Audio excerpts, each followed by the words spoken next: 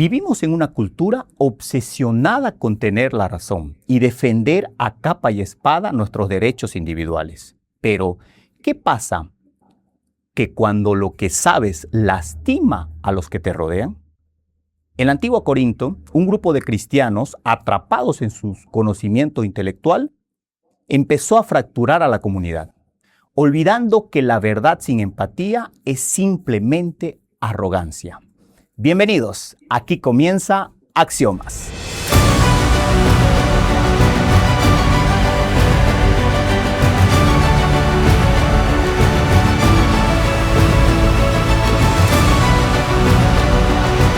Axiomas, más allá de la evidencia.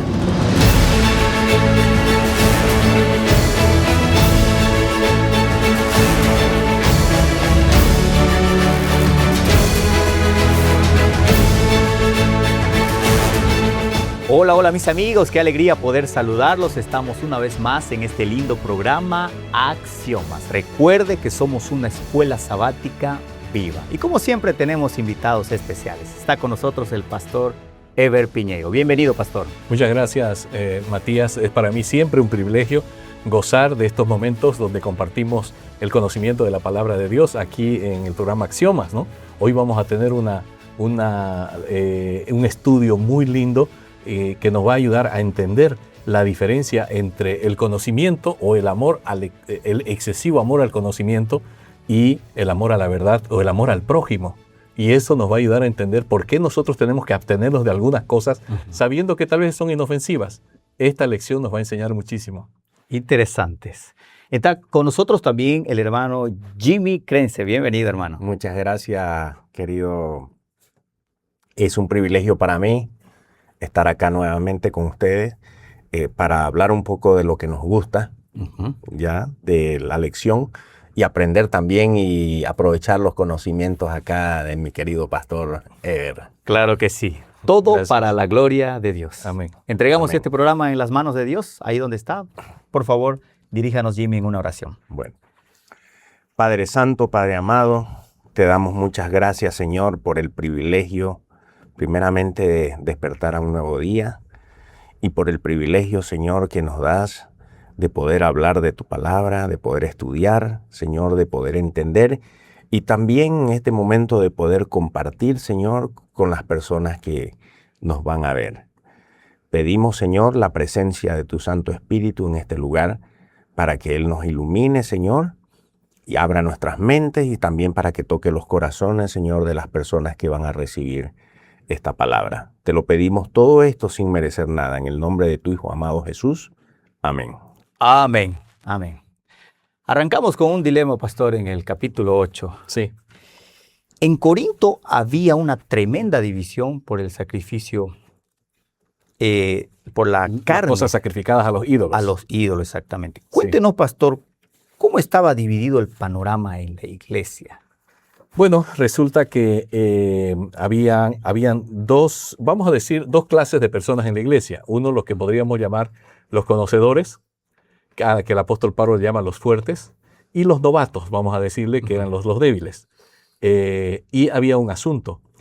Resulta que, como hemos estado, ¿no?, contando hace algunas semanas, y me imagino que también los invitados que han pasado las semanas pasadas han hablado un poquito de un término general que era la idolatría. La idolatría había mucho en Corinto y el sistema de adoración exigía que los sacerdotes recibieran muy parecido a lo que era el Antiguo Testamento, pero era un culto idolátrico. Recibían lo sacrificado, ¿no? Los becerros, las ovejas. Estamos hablando de la religión idolátrica de Corinto. Esos sacerdotes de la religión idólatra de Corinto recibían la carne y no la comían toda. Parte de ella la entregaban al mercado luego de haberla dedicado a los ídolos. Y entonces la gente común iba al mercado y compraba eso que era sacrificado a los ídolos.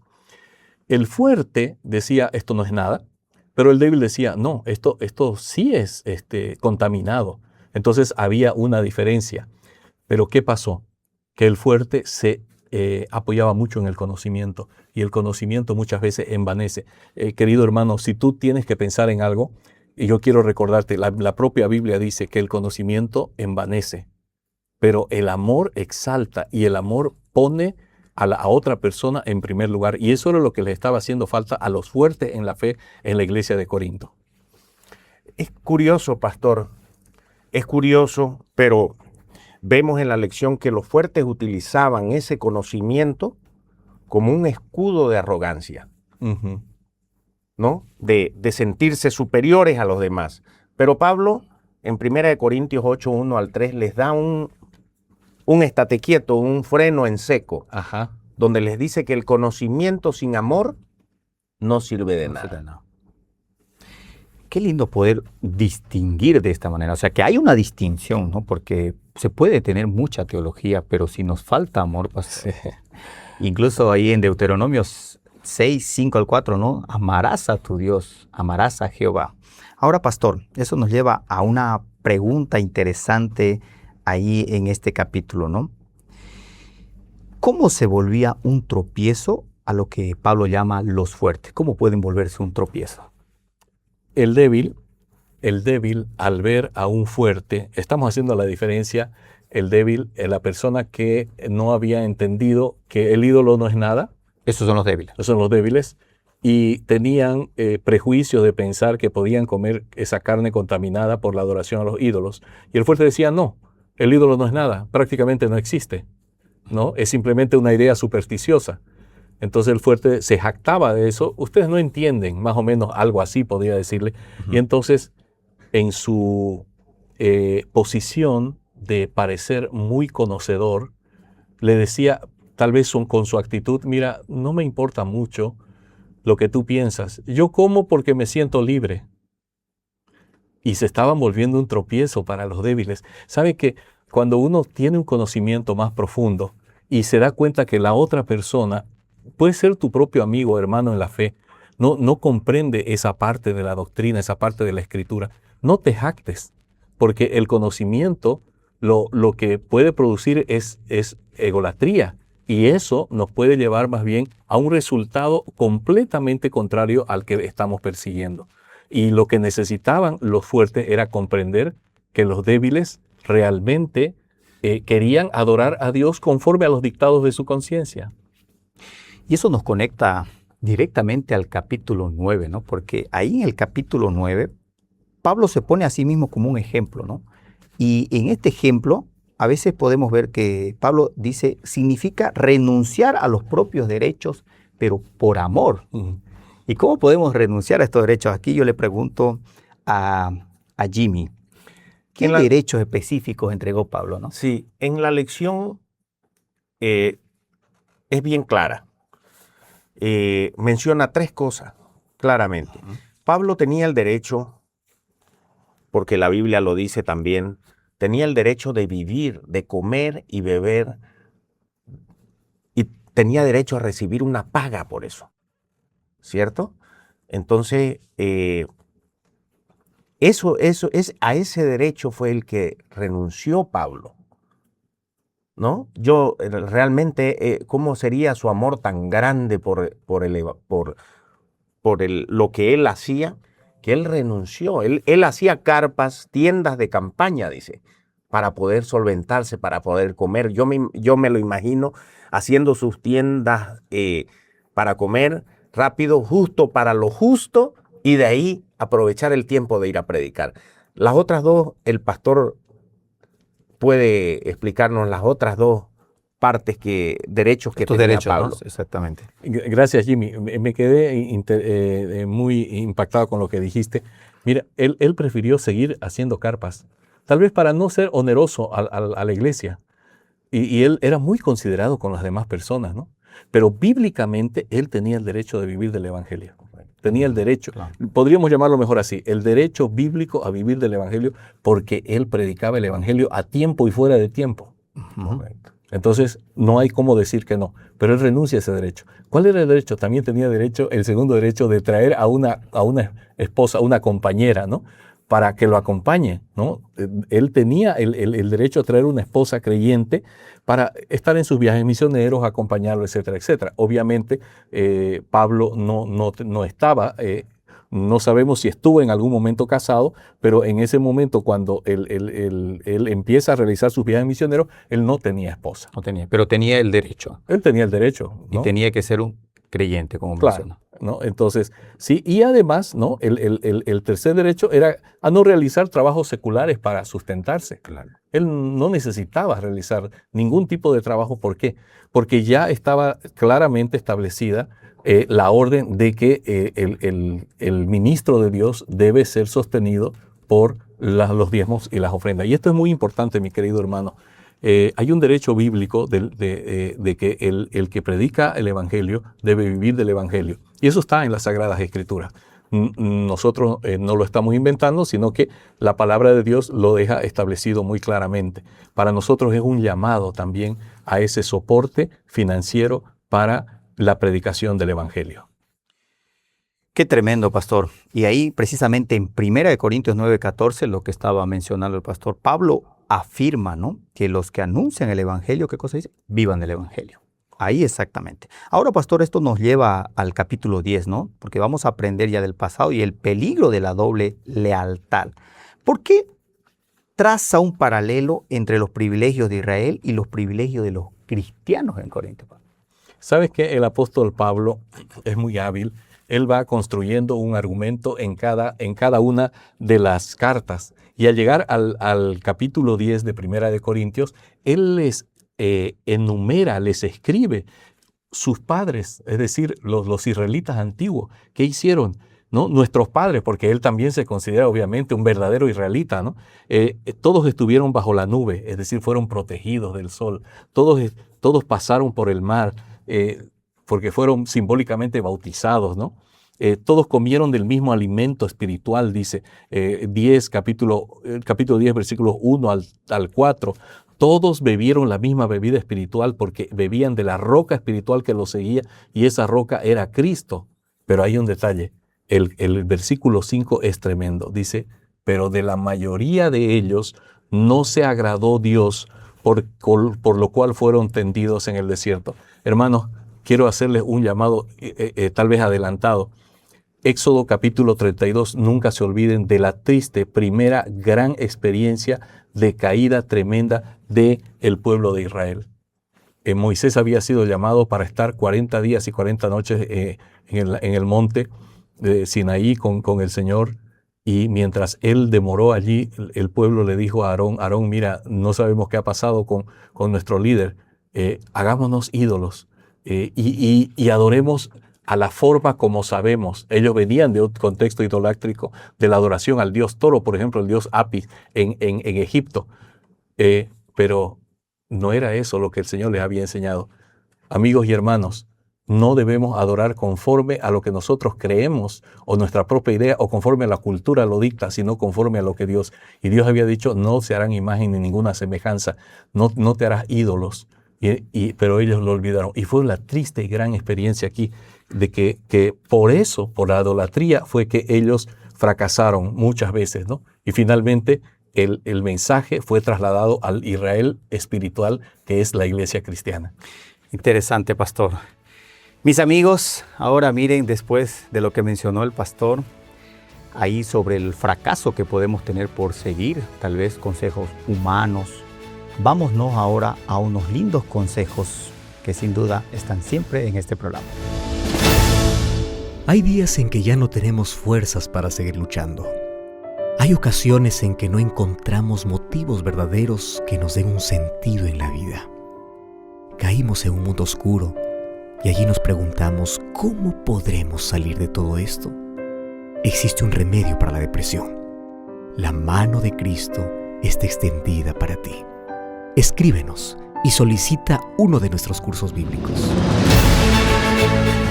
Después de estos lindos consejos, volvemos una vez más a este lindo programa, argumentando tal vez lo que mencionaba el pastor. Hermano, Pablo se sentía, o veía, ¿no?, que los corintios se sentían intocables debido a los privilegios espirituales. Sí, Por eso también vemos en Primera de Corintios 10:12, donde Pablo les dice, ¿no? Cuidado, mire que el que se crea firme, mire que no caiga. Ok. ¿No es cierto? Porque a veces nos sentimos Invencibles, podría ser. invencibles o nos sentimos que ya lo hemos ganado todo porque llevamos años en la iglesia, porque tenemos un cargo o porque tenemos mucho conocimiento. Pero Pablo nos dice ahí que ojo, que el que esté firme, ojo que no caiga, ¿no? Una gran advertencia. Pero quiero añadir algo interesante. Mire, lo que cita Jimmy es muy importante. El que piensa ser firme, mire que no caiga. Pero resulta que hay un versículo anterior que nos está dando un contexto muy interesantísimo. El versículo 11 dice, todas estas cosas, todo lo que les pasó al pueblo de Israel, les acontecieron como ejemplo y están escritas para amonestarnos a nosotros que vivimos en estos tiempos finales. Y allí hace ya como una introducción, ¿no? Porque así que el que piensa ser firme, mire que no caiga, ¿no? Los dos textos cierran una idea muy importante. Nosotros nunca debemos solamente pensar en el aquí y ahora. Tenemos que recordar que hay una historia por detrás.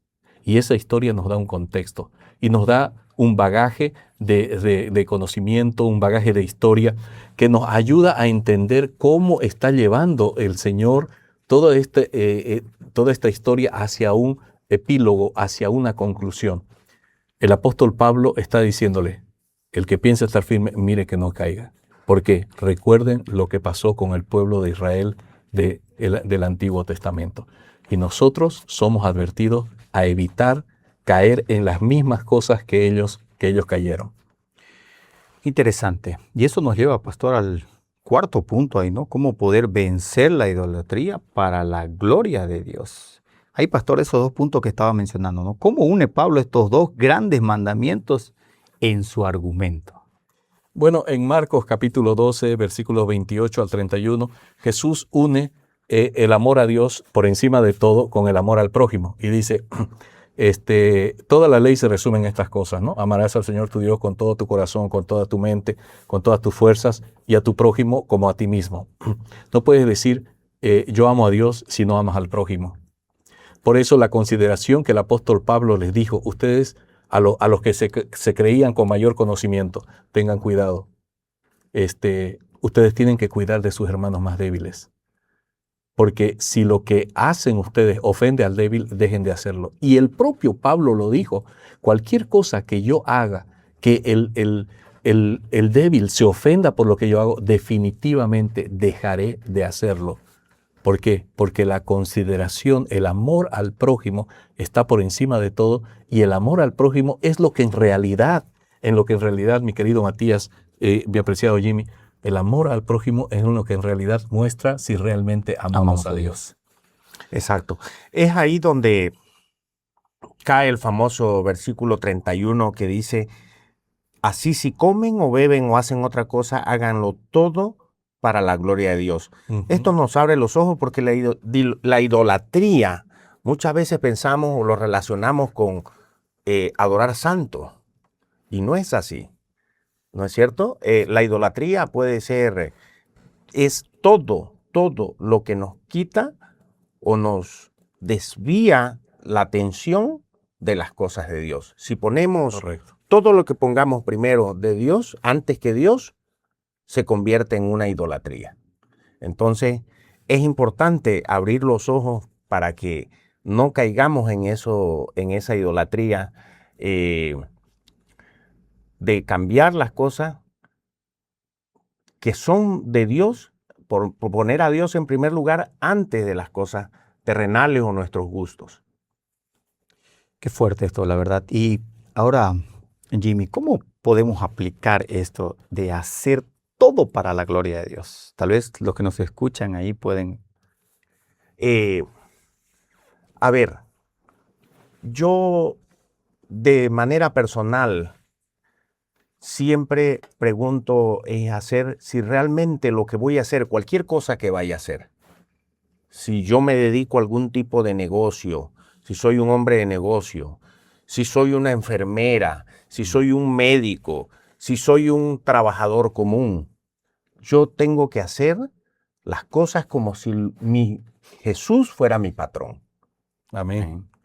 Como si Jesús fuera mi patrón. Entonces, de esa manera yo lo interpreto este versículo, esta palabra que dice hacer todo para la gloria de Dios, es para glorificar al Señor. Hacer todo como si, debo preguntarme, ¿será que el Señor estaría feliz de la manera en que yo estoy trabajando? ¿De la manera en que yo estoy brindando este servicio? Eso interpreto, de esa forma interpreto Hacer todo para la gloria de Dios, ¿no? Exactamente. Quiero añadir algunas cosas prácticas. Me gustó mucho lo que dice Jimmy, porque cada uno tiene su propia actividad, ¿no es cierto? Y en nuestra propia actividad tenemos que reflejar a Dios. Pero también en el uso de nuestras horas. Por ejemplo, hay horas libres, ¿no? Sí, sí. El uso de las redes ¿Qué sociales, hago a esa hora por ejemplo, libre? ¿no? Nuestro comportamiento diario. A veces decimos, no, yo tengo mis derechos individuales, ¿no? Y a veces compartimos contenido sin darnos cuenta. Sí. Y ese contenido no siempre refleja.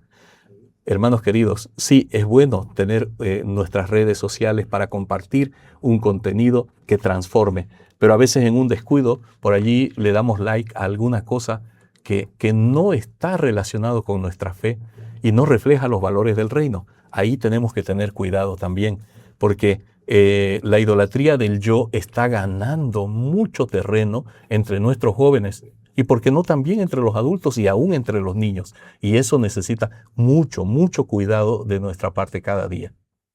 Interesante esto, sobre todo lo que mencionaba usted, pastor, en las horas libres. Y las horas libres mayormente hoy en día es a las redes sociales.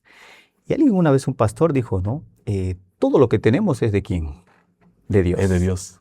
Y él preguntaba, ¿el celular que tienes es de quién? ¿Qué estás viendo en el celular de Dios? Ay, ¿Qué estás compartiendo en el celular de Dios? Pastor, queremos, tal vez muchos nos están viendo a través, alguien tal vez está yendo al trabajo, a la universidad, está escuchando. ¿Cómo podré hacer todo para la gloria de Dios en estos tiempos tal vez que usted mencionaba, hasta en el tiempo libre que nosotros tenemos? Gracias, Matías, y gracias, Jimmy, y amigos que están con nosotros. Hoy el conocimiento se ha sobrevalorado, pero hay un conocimiento que no envanece, el conocimiento de la verdad. La verdad de Dios nos dice una cosa: amad al Señor tu Dios con todo tu corazón, con toda tu mente, con todas tus fuerzas, y a tu prójimo como a ti mismo.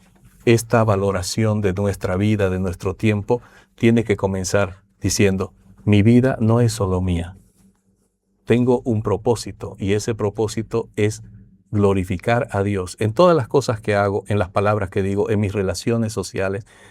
Todos tenemos, por ejemplo, grupos sociales en los que nos movemos en el trabajo, en el día a día, en la universidad, en el colegio, en el entorno social, pero también tenemos amigos cristianos.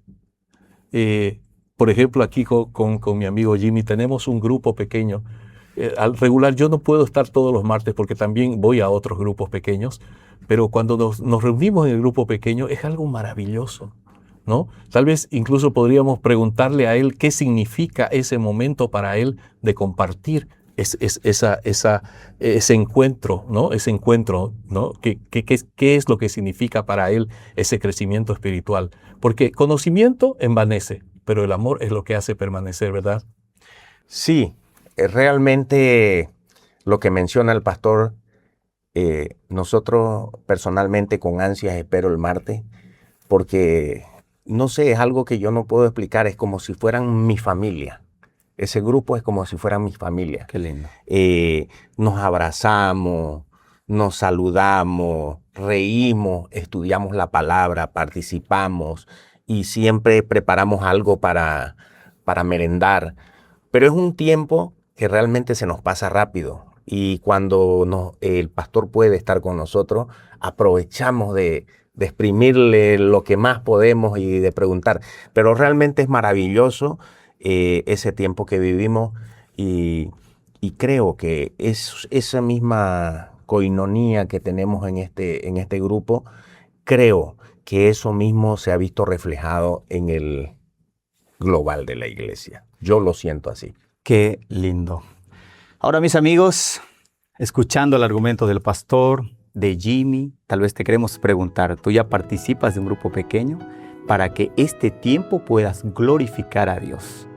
Ahora queremos que escuches una linda melodía para que a través de esta melodía tomes una decisión, glorificar a Dios. Eres la perla de valor, eres la rosa de Sarón, eres mi Salvador.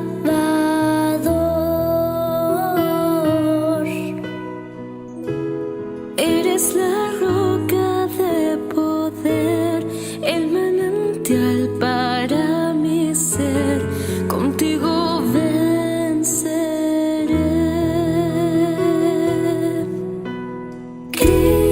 Cristo, mi Señor, digno eres tú.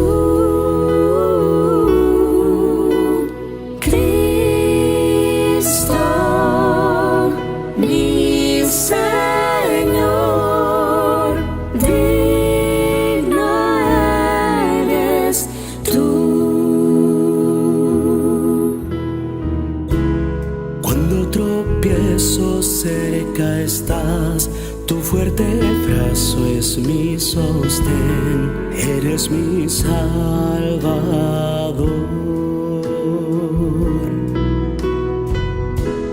Cuando regreses triunfador, llévame salvo a tu mansión, contigo venceré. Cristo, mi Señor, digno eres tú. Cristo, mi Señor, digno eres tú. Digno eres tú. Digno eres tú. Mis amigos, esta melodía tocó mi corazón y tengo la seguridad que también tocó tu corazón. Pero tenemos que cerrar este programa. Así que, querido pastor, queremos que usted pueda resaltar algo de esta linda lección. Tengo 3 ideas importantes que las quiero compartir rápido con ustedes. Número Claro que 1, sí. sí, el conocimiento es válido, pero cuando pensamos que el conocimiento es lo más importante, nos envanecemos. Lo segundo, que debemos evitar la idolatría a toda costa. Es importantísimo. Y lo tercero, que la mejor manera de mostrar el amor de Cristo es cuidarnos los unos a los otros. Y así glorificamos a Dios. Muy bueno. Jimmy, ¿algo que quieras resaltar? Sí, prácticamente el pastor ha tocado los puntos importantes, pero realmente sin el conocimiento, sin amor, no es nada, ¿no es cierto? Ese amor debe verse reflejado en el amor al prójimo, en nuestros hermanos, y predicar el evangelio así como lo hacía Pablo, por amor a las almas que se encuentran afuera sedientas de la palabra. Excelente. Todo para la gloria de Dios. Qué lindo tema. Agradecemos al pastor Eber Piñeiro. Muchas gracias, pastor. Agradecemos a Jimmy. Muchas gracias, Jimmy. Y mis queridos amigos, ahora queremos que puedas compartir este programa. Dale un like para que llegue a muchas personas más. Que Dios te bendiga.